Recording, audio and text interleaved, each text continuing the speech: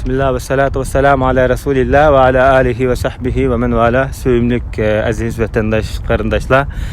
Bugün sizlerge şu Medine Munavvar'daki Baqi qabristonligini tanıştırıp ötümüz.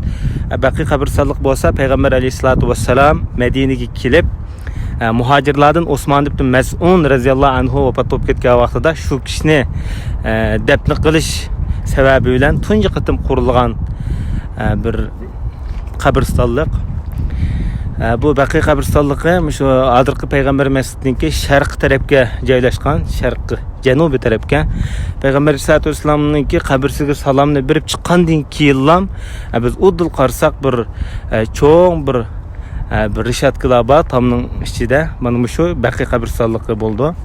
Bu yerda 10 minglagan sahobalar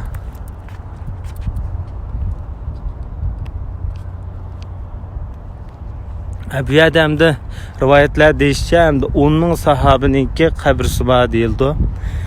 Payg'ambar sollallohu alayhi vasallamniki umum ayollari Xadija radhiyallohu anha bilan Maymuna radhiyallohu anhadan boshqa ayollarning hammasi mushak deb qilingan. Mana bu bo'lsa oldimizdagi Hazrat Usmon radhiyallohu anhu shahid qilingan vaqtida Baqiga mushaga deb qilingan. Mana bu ayni vaqtida bu Baqiniki tishi. Chunki Usmon radhiyallohu anhu shahid qilingan vaqtida bu Madinani bir qism to'planchi fitna qo'zg'olonchilar egallab olgan vaqtida Usmon radhiyallohu anhuni oshkor dafn qilish bo'lmagan, cheklimga uchragan. Shuni ola Usmon radhiyallohu anhuni mush kechida shu bir necha odam ozlam chiqib hozirgi shu ko'ringan joyga dafn qilingan. Bu yoq ayni vaqtdagi Baqidan xilolam yiroq 600 metr yiroqlikda. Bu o'rinni Usmon radhiyallohu anhu o'zi bir ansariylarni setib olgan joy, o'zining yeri. Keyin shu davrning o'tishi bilan bu yer kengayib hozirgidek cho'ng bir qabristonlikqa aylangan. Hamda Osman radhiyallohu anhu'niki qabrisi ayni vaqtida gumbaz bo'di. Shu Osmonlar davrida silingan egiz gumbazlar bo'di.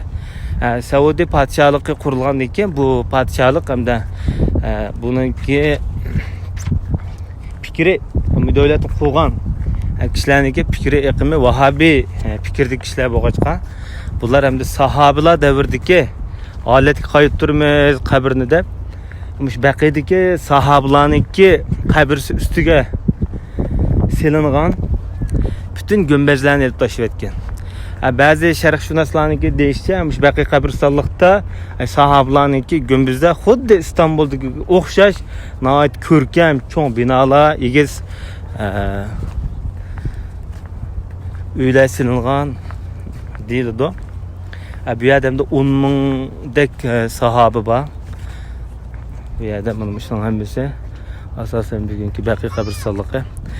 Bu Madinada jiq kishilar bu yerda o'lib ketishni orzu qildi. Birinchidan Payg'ambar sollallohu alayhi vasallam Madinada sizlarning biringlar kimki Madinada o'lib ketishga qudrat yesa, Madinada o'lib ketsin. Men uningga shafaatchi bo'laman, yana bir rivoyatda men uningga guvohchi bo'laman degan. Demak, bu Madinada o'lib ketgan kishiga Payg'ambar sollallohu alayhi vasallam ya shafaatchi yoki guvohchi bo'ladigan gap. Buni aytib bir baxt bir musulmon uchun. Chunki Umar ibn Xattob radhiyallohu anhu o'zinki shu xilofat davrlarida butun dunyo musulmonlarininki shu vaqtdagi bir boshliqi, bir rahbar bo'lish sifati bilan davomli Allohga duo qiladi. Ey Alloh, mening o'limimni Madinada qilgan shahidlik maqomini bergin deb degandek bu kishi Madinada shahid qilingan. Bu shu payg'ambar masjidiniki munbirda shahid qilingan sahobalarniki biri. Bu yerda hamda bizniki ayni vaqtdagi podshohlarimiz jiq orzu qilgan.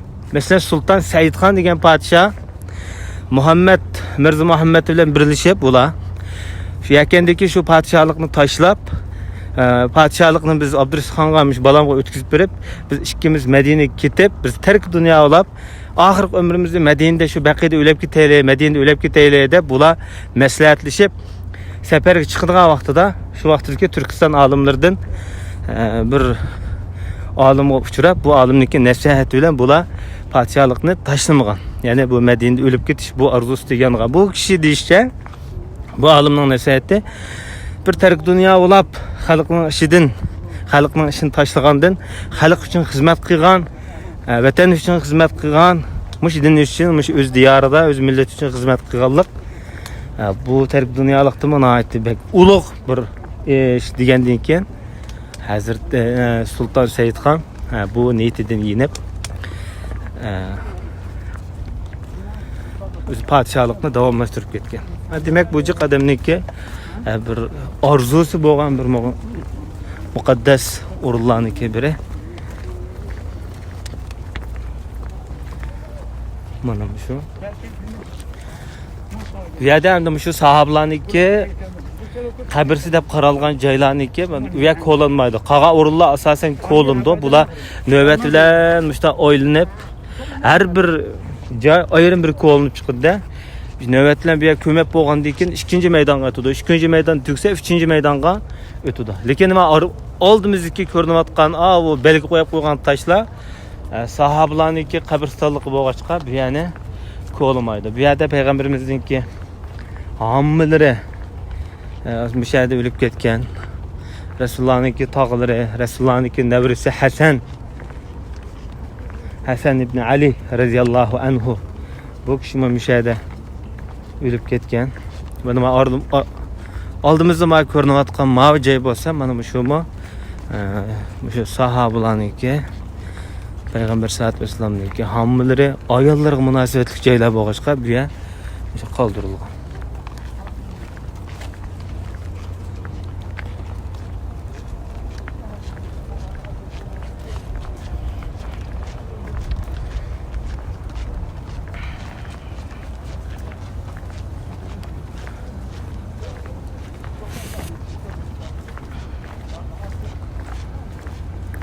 Mana shu joyma shu belgi qilib qo'ygan joylar bu alayda qo'g'dilgan o'rinlar. Shu oldimizdagi o'rinlarmi? Ayni vaqtida gumbazninki o'li qopdi. Mana shu gumbazning o'li qilib qopdi, qolgan to'pini chiqib etgan o'ringa. Bumi shu sahobalarniki qabrlarining biri.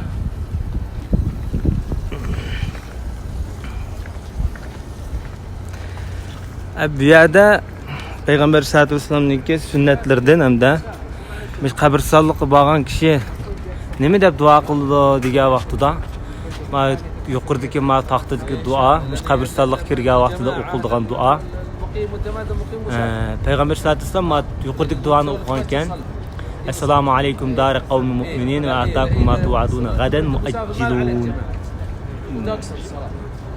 وإنا إن شاء الله بكم لاحقون اللهم اغفر لأهل بقيع الغرقد.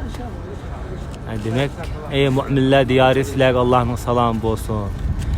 Sizlerinki kelgüsüde yani kıyamette demekçe Allah tarafından belgelengen Allah'ın vergisi sizlerge çokum yetip bardı. İnşallah biz sizlerle kin şu yerde görüşümüz. Ey Allah şu baqi ahlige mağfiret kılgın degen Peygamber sallallahu aleyhi ve sellem'ninki duası.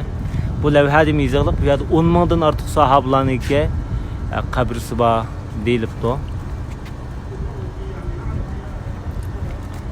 Mana endi qabristonlikning ustida o'ltirishga bo'lmaydi. Ya'ni bu payg'ambarimizning cheklimlardan bu yerda.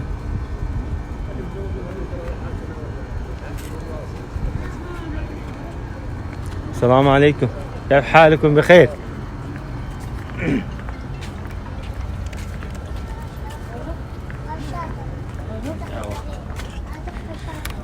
Mana ma'lum oldimizdagi maydon bo'lsa, shu Payg'ambar sollallohu alayhi vasallamningki masjidi, ya'ni Rasulullah'ningki qabrisi gumbizdan oldidagi maydon. Shu Baqiy bilan shu Rasulullah'ning masjidining oraligi 500 metr atrofida bo'ldi. Qarindoshlar, Allohga omonat. Alloh salomat qilsin. Alaykum assalom va rahmatullohi va barakatuh.